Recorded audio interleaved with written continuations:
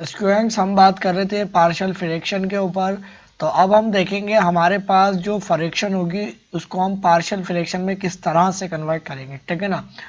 तो देखिए हमारे पास जो है हमने इसे प्रीवियस लेक्चर के अंदर पार्शियल फ्रैक्शन समझी, ठीक है। हमने ये देखा कि प्रॉपर रेशनल फ्रैक्शन क्या होती है, बिल्कुल बेसिक से मैंने एक एक चीज़ बताई है। देखिए अगर आपने वो इससे प्रीवियस लेक्चर नहीं देखा तो फिर वो आपको देखना पड़ेगा, वरना समझ में नहीं आएगा।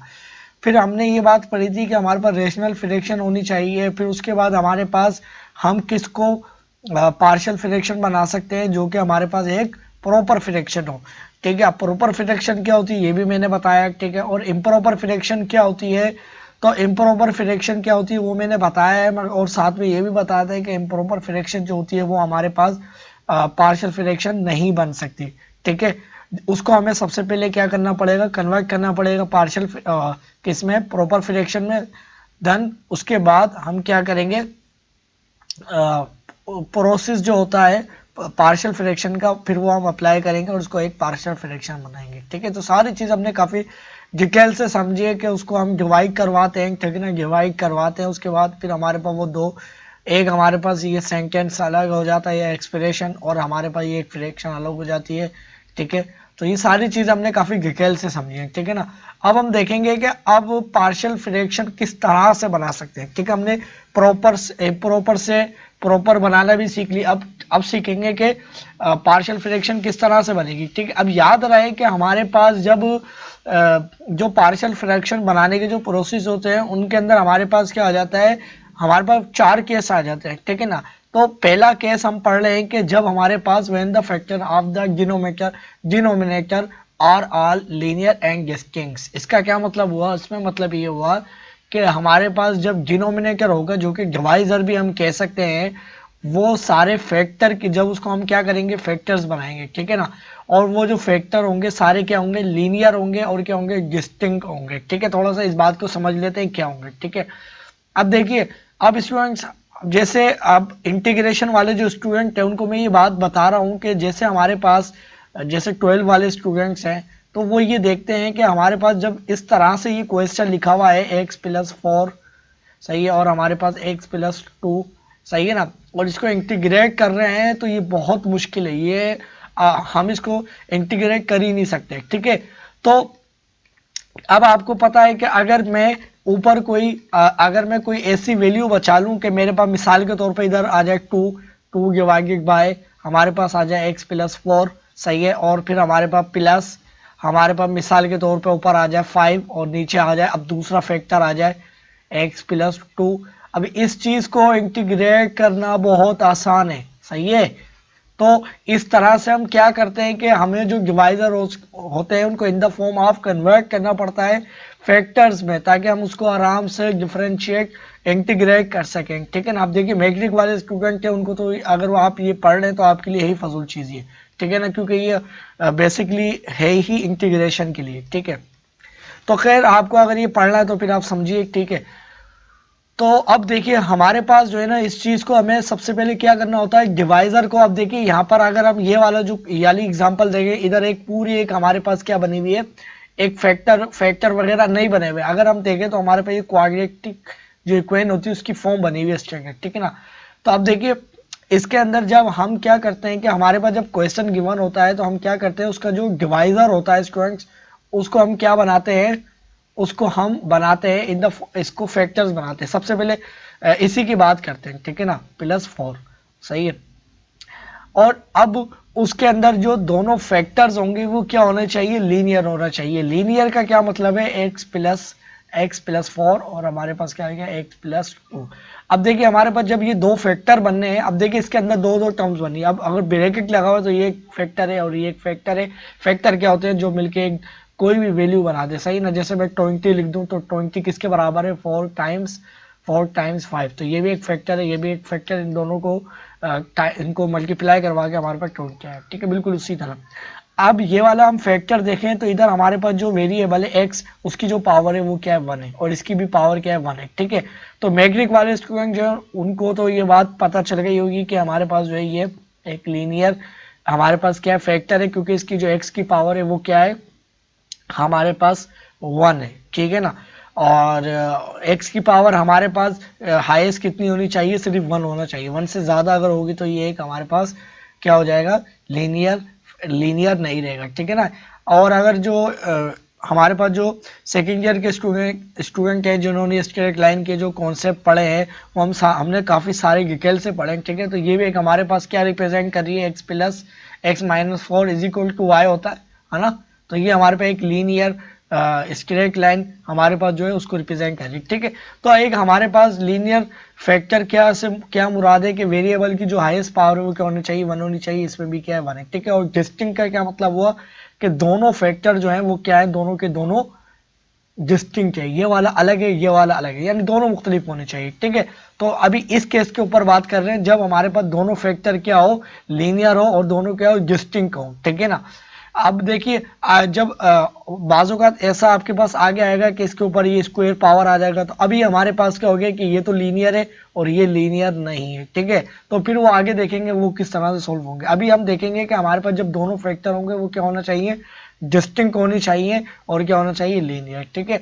तो अब देखिए अब हमारे पास जब ये दो फैक्टर बनने हैं, कितने फैक्टर बन सकते हैं डिवाइजर में, तो वो इससे कैंसिल आउट तो नहीं हो सकते, ठीक है ना।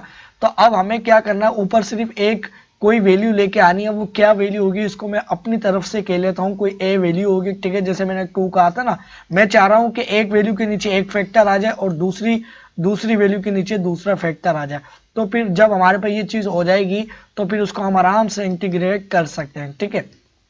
अब इंटीग्रेशन नहीं पता आपको तो कोई मसला नहीं है, बस ये समझिए कि हमारे पास हर एक नंबर के नीचे एक फैक्टर आ जाए। हमारे पास 2 फैक्टर है, हो सकता था 3 फैक्टर हो सकता था 4 फैक्टर हो, अभी 2 फैक्टर है तो अब हम चाहेंगे कि एक फैक्टर एक नंबर के नीचे आ जाए और दूसरा फैक्टर दूसरे नंबर के लिए। वो जो नंबर होगा वो कौन सा हो सकता है, वो ए ले लेता हूँ, कोई भी हो, ए नंबर हो सकता है, ठीक है। अब ए वो क्या नंबर होगा वो हम आगे देखेंगे किस तरह से निकालेंगे, ठीक है। तो मैं कह रहा हूँ कि एक मेरे पास ये आ गया -4, ठीक है, और प्लस हमारे पास दूसरा जो है हमारे पास जो नंबर है वो बी है और दूसरा फैक्टर उसके नीचे आ जाए x+2। क्लियर है।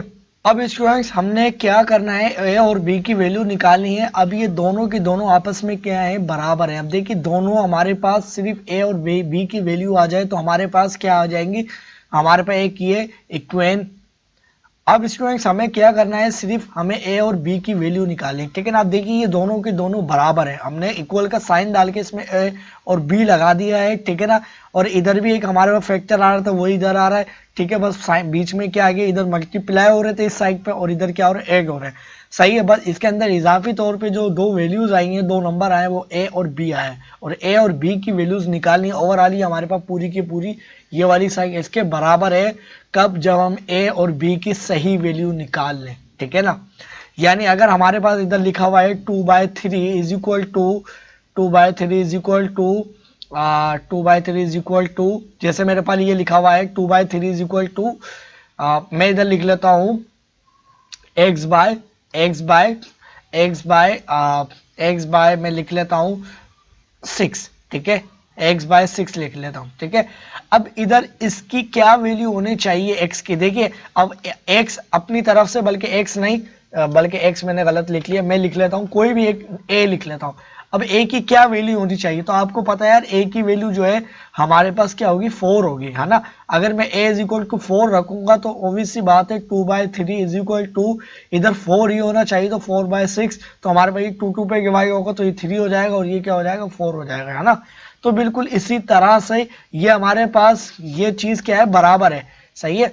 ये हमें हमारे पास ये वाली जो इक्वेशन जैसे बननी है, हमारे पे ये वाली साइड इसके बराबर है, कब, जब हम a की सही वैल्यू निकाल लें। अगर मैं a इज इक्वल टू 3 रख लूंगा तो अब ये क्या हो जाएगी, गलत हो जाएगी, क्योंकि हमारे पास 3 पे डिवाइड होगा और ये इस पे, तो हमारे पास क्या आ जाएगा 1/2 हो जाएगा और राइट लेफ्ट साइड पर क्या है 2/3। तो अगर हम सही वैल्यू निकाल लें a की तो ये दोनों की ये वाली ये राइट और लेफ्ट हैंड साइड दोनों बराबर हो जाएंगे। एग्जैक्टली यही चीज इधर लिखी हुई, हमने अपनी मर्जी से इसको बराबर बनाया है, बस अगर इसकी सही वैल्यूज आ जाए तो ये इक्वल रहेगी, ठीक है।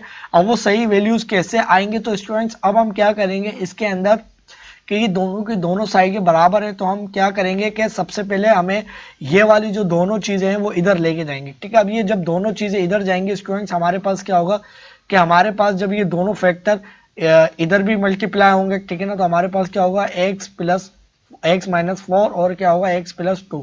इसका एडिटिव इनवर्स बोथ साइड पे क्या करेंगे, इसका मल्टीप्लिकेटिव इनवर्स दोनों साइड पे हम क्या करेंगे, ऐड करेंगे, ठीक है ना, या मल्टीप्लाई करवाएंगे, ठीक है।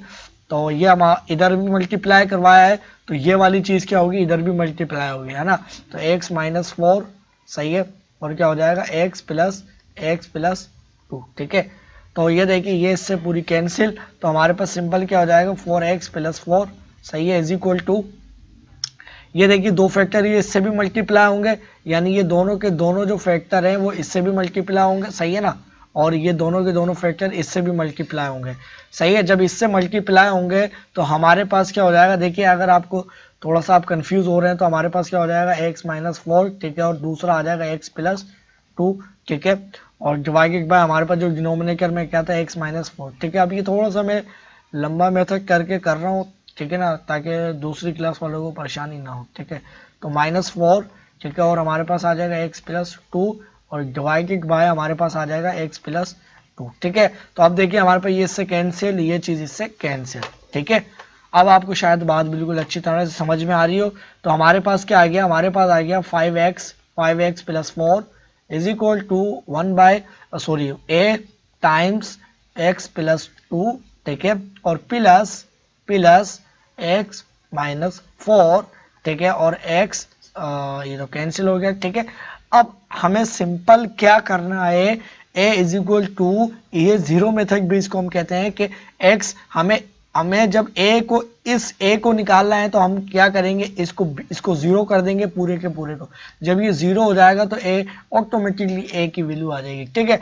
अब b को किस तरह से जीरो करें, जब ये अगर जीरो के बराबर हो जाए तो ये ऑटोमेटिकली हमारे पास क्या हो जाएगा, b is equal to zero. और फिर ये कैंसिल, कोई भी नंबर जीरो से मल्टीप्लाई होता है तो वो जीरो हो जाएगा, फिर a की वैल्यू निकाल देंगे। तो हमें किसी तरह से इसको जीरो करना है तो हम क्या करेंगे, x minus 4 is equal to zero.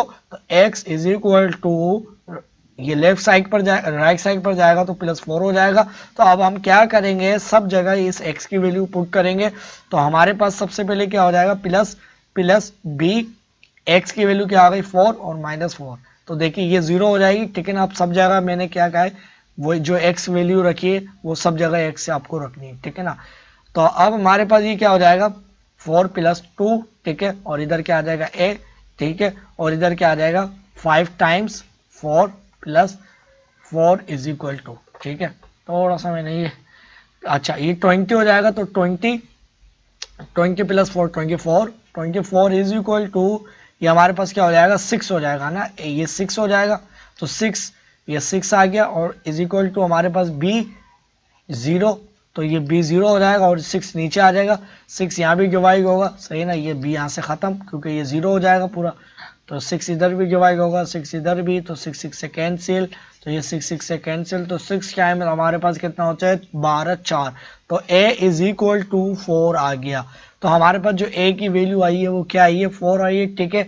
अब हम क्या करेंगे कि हमने जब a की वैल्यू निकाल ली, अब अगली बार हम क्या करेंगे, अब अगली बार क्या करना है, अभी आपने किसको जीरो किया था, b को जीरो किया था, अब हम क्या करेंगे a को जीरो रखेंगे, सही है।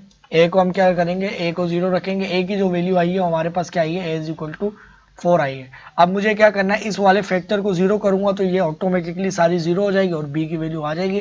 तो अब मुझे क्या करना है, x इज इक्वल टू, बल्कि क्या है x प्लस 2, पूरे फैक्टर को जीरो करना है, ठीक है, पूरे फैक्टर को जीरो के इक्वल बना देना, सही ना इसी को। अब जाहिर है x की वैल्यू आप जो पुट करोगे तो आपके पास क्या हो जाएगी, ये जीरो हो जाएगा। तो ये पूरे फैक्टर जीरो के बराबर बना लिए, तो x क्या रखना पड़ेगा हमें -2, सही है। तो हमारे पास क्या हो जाएगा 5 मल्टीप्लाई -2, अब सबके अंदर ये वाली वैल्यू रखनी है +4, ठीक है, और हमारे पास क्या हो जाएगा 8 टाइम्स 2 और -2 प्लस 2, ठीक है, और क्या आ जाएगा प्लस b -2 -4, ठीक है।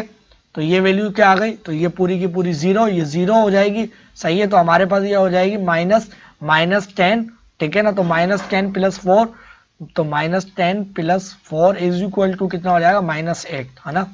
तो ये आ गया -8 इज इक्वल टू, ये हमारे पास क्या हो जाएगा b आ जाएगा इधर, ठीक है। और ये हमारे पास वैल्यू क्या बन रही है, ये हमारे पास -6 बन रही है। है ना। तो हमारे पास ये वैल्यू क्या बन रही है, -6 बन रही है। तो -6 इधर जब आएगा तो हमारे पास ये क्या आ गया, -6। तो -6 हमारे पास ये प्लस हो जाएगा, पहले तो माइनस माइनस डिवाइड होकर, और बी की जो वैल्यू आएगी वो क्या आ जाएगी, इसको 2 पे डिवाइड करेंगे तो 4 आ जाएगा, और इसको 2 पे डिवाइड करेंगे तो 3 आ जाएगा। तो हमारे पास क्या आ गया, 4/3। तो हमारे पास ये क्या हो जाएगा, -10, ठीक है ना।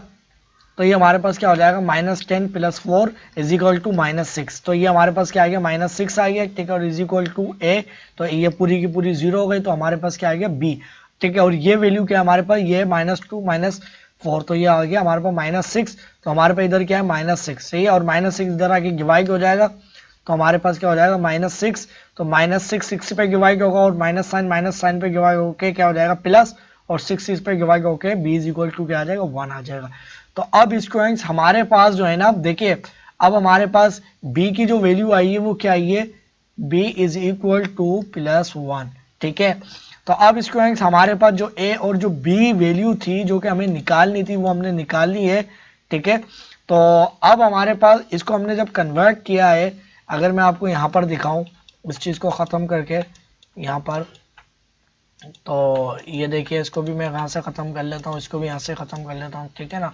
अब वो a और b क्या है वैल्यूज, तो हमारे पास जो है ना a = क्या आया, 4 आया, सही है, और b = क्या आया, 1 आया, ठीक है। अब स्टूडेंट्स हमारे पास जो है ना, अब हमारे पास ये 1 आया, ठीक है। और अब अगर आप इसको वैल्यूज को चेक करना चाहते हैं कि ये वाकई में इसके बराबर है या नहीं, तो आप देख भी सकते हैं। आपको पता है कि आपको इन वैल्यूज को क्या करना पड़ेगा, इसका डिनोमिनेटर सेम बनाना पड़ेगा, सही है ना। तो ये वाली जो चीज़ है, यह इसके साथ भी मल्टीप्लाई करवाओ, इसके साथ भी, ठीक है। और ये वाला जो फैक्टर है वो इस 1 के साथ भी और इसके साथ भी जब मल्टीप्लाई कराओगे तो एग्जैक्ट यही वैल्यू आएगी। अभी आपको होमवर्क है, आप खुद से चेक करिए कि ये वैल्यू ये आती है या नहीं, ठीक है। तो अब हम क्या करते हैं स्टूडेंट्स, अब हमारे पास ये जो दूसरी एग्जाम्पल है, ज़रा इसके ऊपर बात कर लें, ठीक है। तो ये देखिए हम इसको किस तरह से कर सकते हैं सॉल्व, ठीक है ना। तो इसको थोड़ा सा मैं यहाँ पर लेके आता हूँ। अब स्टूडेंट्स हमारे पास जो है ना, देखिए अब हमारे पास हम ये बात जो कर रहे हैं, हमारे पास नॉन रिपीटेड।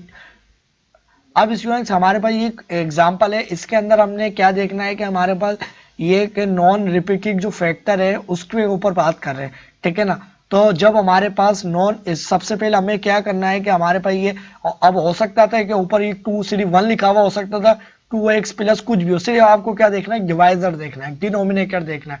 डिनोमिनेटर जो है इसको आपको फैक्टराइज करना है, ठीक है। अब फैक्टराइज किस तरह से करेंगे, बिल्कुल आसान है, इसके 2 फैक्टर बनाने मिड टर्म ब्रेक से, ठीक है, मिड टर्म ब्रेक से बनाने हैं, ठीक है ना। और मिड टर्म ब्रेक करके आप बना सकते हो, ठीक है। अब मिड टर्म ब्रेक हमारे पास जो है स्टूडेंट्स वो क्या है, एक प्रोसेस है, अगर उसको हम समझे तो हमारे पास क्या होता है कि जो हमारे पास जो मिड वाली टर्म होती है उसको ब्रेक करना है, ठीक है। अब इसको एक मैं अगर मैं इसको एक ऑर्डर के तहत लिख लूँ तो मैं क्या कर सकता हूँ, माइनस साइन ऊपर भी मल्टीप्लाई करवाऊंगा और माइनस साइन नीचे भी, सही है ना, क्योंकि माइनस माइनस जो काम ऊपर गया वो ऊपर नीचे करेंगे, तो हमारे पास जब ये माइनस साइन ऊपर वाला तो -1 ही आ जाएगा, और नीचे वाला हमारे पास क्या आ जाएगा, इसको प्लस कर देगा और बाकी इन दोनों को माइनस। तो हमारे पास क्या हो जाएगा, हमारे पास इसको क्या कर देगा, प्लस 2x² कर देगा, और हमारे पास इस x को क्या कर देगा, -x कर देगा, इस 3 को क्या कर देगा, -3, है ना। तो अब ये देखिए, अब हमारे पास जो है ना मिड टर्म ब्रेक क्या होता है, हमारे पास बीच वाली टर्म को ब्रेक करना होता है, ठीक है। अगर आपको मिड टर्म ब्रेक का नहीं पता तो फिर आपके लिए बड़ी कंफ्यूजन होने वाली है, ठीक है। तो आपको ये सारी चीज़ें पहले बेसिक मैथ पढ़ना पड़ेगा, ठीक है। तो मिड टर्म ब्रेक से हम किस तरह से इसको ब्रेक करेंगे कि हमारे पास जो है ना ये हो गया 2x², ठीक है, और प्लस इसको मैं लिख सकता हूँ 2x, ठीक है, और माइनस क्या लिख सकता हूँ 3x और -3। अब देखिए बीच वाली टर्म को मैंने इस तरह से ब्रेक किया है। मिड टर्म ब्रेक क्या होता है कि बीच वाली टर्म को इस तरह से ब्रेक करो कि इन दोनों का जो प्रोडक्ट हो वो इन दोनों के प्रोडक्ट से आना चाहिए। यानी अगर मैं 2x² टाइम्स 3 करता हूं तो मेरे पास ये कितना बन जाएगा, 6x²। अब इस तरह से मैंने मिडिल वाली टर्म को ब्रेक किया है कि अगर मैं इनको मल्टीप्लाई करवाऊं तो यही वैल्यू आनी चाहिए, ठीक है ना, जो इन दोनों के प्रोडक्ट से वैल्यू आएगी, ठीक है। तो अगर मैं 2x मल्टीप्लाई करता हूं तो हमारे पास ये x इससे मल्टीप्लाई होगा, x² हो जाएगा, और ये हमारे पास क्या हो जाएगा, 6x², ठीक है, और क्या हो जाएगा माइनस में, और ये भी क्या है माइनस में, ठीक है। वापिस जब ऐड करेंगे तो इधर हमारे पास क्या लिखा था, -x थी, तो हमारे पास जब 2x के अंदर से -3x जाएंगे तो -x बचेगा। तो इस तरह से ब्रेक करना है कि इक्वलिटी भी बरकरार रहे और उन दोनों का जो प्रोडक्ट अगर हम सपोज करें तो वो इन दोनों के प्रोडक्ट के बराबर है, ठीक है। तो अब हमारे पास 2 अगर मैं कॉमन ले लूंगा इसके अंदर से, इसके अंदर भी x है, इसके अंदर भी 2x है, तो 2x अगर मैं कॉमन लेता हूँ इसके मेरे पास क्या हो जाएगा, बल्कि मैं इधर लिखता हूँ, मेरे पास आ जाएगा -1, ठीक है। और 2x कॉमन लूंगा तो मेरे पास सिर्फ क्या बचेगा, x, ठीक है ना, x+1, ठीक है। और -3 अगर मैं कॉमन लेता हूँ, ठीक है, तो माइनस अगर मैं 3 कॉमन लूंगा तो मेरे पास क्या बचेगा, x माइनस x+1 बचेगा, सही है, x+1 इज इक्वल टू -1, ठीक है। और अब हमारे पास क्या आ जाएगा, 2x -3, एक फैक्टर ये बन गया, ठीक है। और हमारे पास क्या आ जाए, x+1, ठीक है। अब मैं चाह रहा हूं कि स्क्वायर हमने इसको जब 2 फैक्टर बने, हो सकता था 3 फैक्टर बने, जरूरी नहीं 2 ही बने, सही है। अच्छा, ज्यादातर आपके पास क्या होंगे, 2 ही फैक्टर बनेंगे, ठीक है ना। तो अभी 2 ही फैक्टर के देख रहे हैं, तीसरी के अभी आप नहीं देखें, सही है ना, अभी 2 ही आप देखें जब हमारे पास वो इस बात को छोड़िए, ठीक है। अभी देखिए इसके अंदर क्या है कि हमारे पास दोनों के दोनों लीनियर है, ये भी एक लीनियर है इसकी, क्योंकि x की पावर 1 है, उसकी भी x की पावर 1 है। अब 2 पावर होती तो उसको आगे देखेंगे किस तरह से करें। अभी हमारे पास दोनों लीनियर फैक्टर है और दोनों डिस्टिंक्ट है, डिस्टिंक्ट से मुराद के दोनों अलग अलग है। अब जाहिर सी बात है इधर भी दोनों सेम होते तो हमारे पास अगर होता है x+1 और इधर भी होता है x+1, तो आपको पता है बेसिस सेम है, तो पावर वही हो जाती है, तो इसको हम क्या लिख सकते हैं, स्क्वायर लिख सकते हैं, तो ऐसा कोई चक्कर नहीं है। अब हमें क्या करना है कि एक नंबर के नीचे एक फैक्टर आ जाए तो हम क्या करेंगे, इज इक्वल टू ए लिख देंगे, ठीक है, और प्लस क्या कर देंगे, बी कर देंगे, इसके नीचे एक फैक्टर आ जाए। अब वो आपकी मर्जी है कि अब जरूरी नहीं है कि बी के नीचे कोई सा भी किधर भी फैक्टर लिख सकते हो, ठीक है ना। ये जरूरी नहीं यही वाला फैक्टर आगे वाली उसमें लिखूँ या इधर लिखूँ, कोई फर्क नहीं है, आपकी जो दिल करे आप लिख दो। तो मैं इधर लिख देता हूँ बल्कि x+1, ठीक है, और इधर लिख देता हूँ मैं 2x-3, ठीक है, क्लियर है।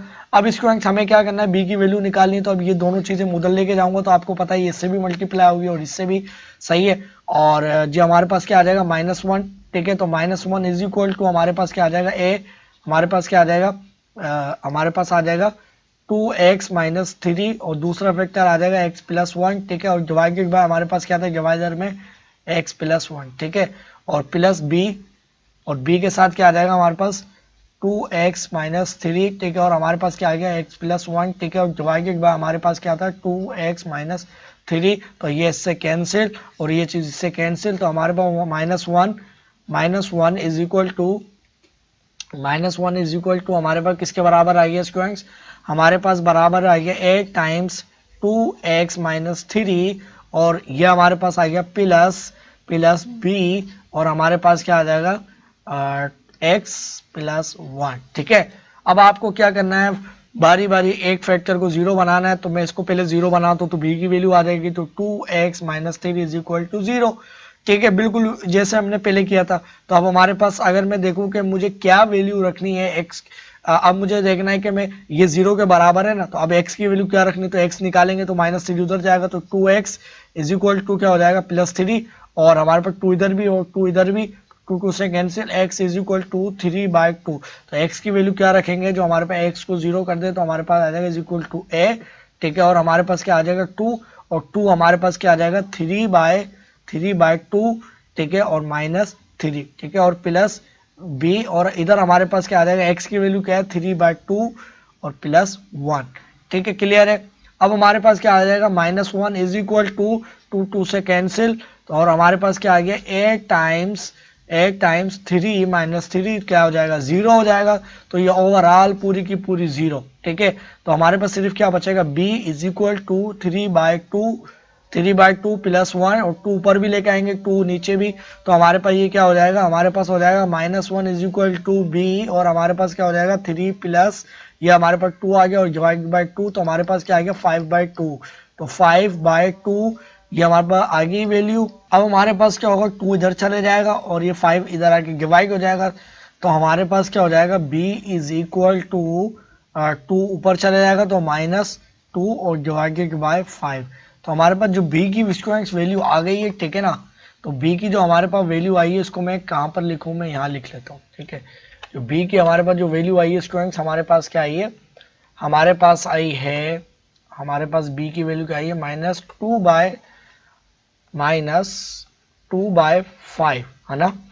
-2/5 आ गई। अब इसी तरह से हमें क्या करना है, अब हमें b 0 रखेंगे तो a की वैल्यू आएगी, तो हमें x plus 1 is equal to 0, तो x plus is equal to -1, तो -1 ठीक है इज इक्वल टू 8 टाइम्स हमारे पास आ जाएगा 2, और इधर आ जाएगा -1 -3 और ये ब्रैकेट प्लस b, सही है ना, b, और इधर आ जाएगा -1 प्लस 1, ठीक है, तो ये पूरी 0, तो हमारे पास -1 इज इक्वल टू 8 टाइम्स ये क्या हो जाएगा -2 है ना, ये 2 इससे मल्टीप्लाई होगा, -1 तो -2 और -3, तो ये हमारे पास जमा होकर कितना हो जाएगा -5, तो ये -5 और -5 इधर आके -5 इधर आके -5, तो 5 तो हमारे पास ये तो प्लस हो जाएंगे पहले, तो हमारे पास जो a की वैल्यू आएगी a इज इक्वल टू 1/5, तो a इज इक्वल टू 1/5, तो a की जो वैल्यू आई है वो हमारे पास क्या आई है 1/5 आई है, ठीक है,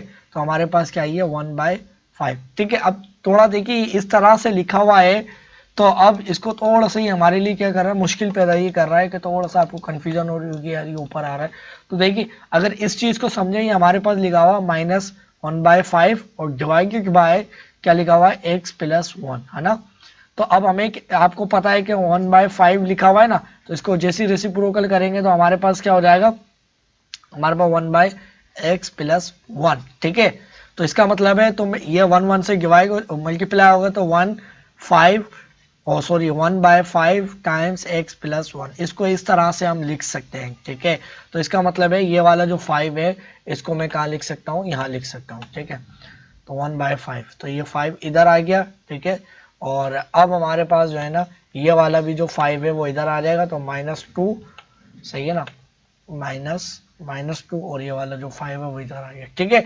अब स्टूडेंट्स हमारे लिए अब जो सेकंड ईयर वाले स्टूडेंट्स हैं उनको बिल्कुल ही बात क्लियर हो रही होगी, जब हमारे पास ये क्वेश्चन इस फॉर्म में रहता है, इसको अगर इंटीग्रेट करना होता तो ये बहुत मुश्किल हो जाता। अब ये पूरे का पूरा ये हमारे पास जो कि आंसर निकल के आया है, सही है ना, इसको मैं आपको यहाँ करके दिखा देता हूँ, ठीक है। अब देखिए मैट्रिक वालों को मैं ये जो इंटीग्रेशन वाले स्टूडेंट नहीं है, जो मैट्रिक लेवल के या फर्स्ट ईयर के स्टूडेंट है, मैं उनको ये कह रहा हूँ कि वो इसको वापस से कन्वर्ट करें इस फॉर्म में, सही है। वो कैसे कन्वर्ट करेंगे, ये वाली जो चीज़ है इधर भी मल्टीप्लाई कराएंगे और इधर भी, ठीक है, और ये वाली जो फैक्टर है वो इस 1 के साथ भी और इधर भी, तो फिर हमारे पास यही चीज़ आएगी, ठीक है। तो अब स्टूडेंट जो हमारे पास सेकंड ईयर वाले स्टूडेंट्स हैं उनके लिए बहुत आसान हो गया इसको इंटीग्रेट करना, और जब होल इंटीग्रेशन होगी तो आपको पता है कि इसकी इंटीग्रेशन अलग ली जाएगी, ठीक है, और इसकी इंटीग्रेशन अलग, और हमारे पास ये -2/5 बाहर आ जाएगा क्योंकि हमारे पास एक कांस्टेंट है, और 2x प्लस 3, ये बहुत आसान है इसको इंटीग्रेट करना, ठीक है। हमने इसको एक फॉर्मेट में लेके आ गए जिसको हम इंटीग्रेट आराम से कर सकते हैं, ठीक है। आई होप कि आपको सारी चीज़ें क्लियर हो गई होंगी, ठीक है ना स्टूडेंट। तो इस लेक्चर के अंदर हमने क्या देखा कि हमारे पास जब डिवाइजर के जो फैक्टर्स होंगे वो हमारे पास क्या होंगे, नॉन रिपीटेड होंगे, ठीक है, यानी रिपीट नहीं कर रहे होंगे, ठीक है, और दोनों के दोनों क्या होंगे, लीनियर होंगे, ठीक है ना। डिस्टिंक्ट कह लूँ या नॉन रिपीटेड कह लूँ, बात एक ही, यानी रिपीट नहीं कर रहे हो या डिस्टिंक्ट कह लूँ, दोनों बातें एक ही हैं, यानी अलग हो या रिपीट नहीं कर रहे हो। रिपीट करेंगे तो इसका मतलब वो अलग नहीं है, तो सारी बातें एक ही है। अब हम बात करेंगे इसके नेक्स्ट टॉपिक के ऊपर के केस 2 के ऊपर।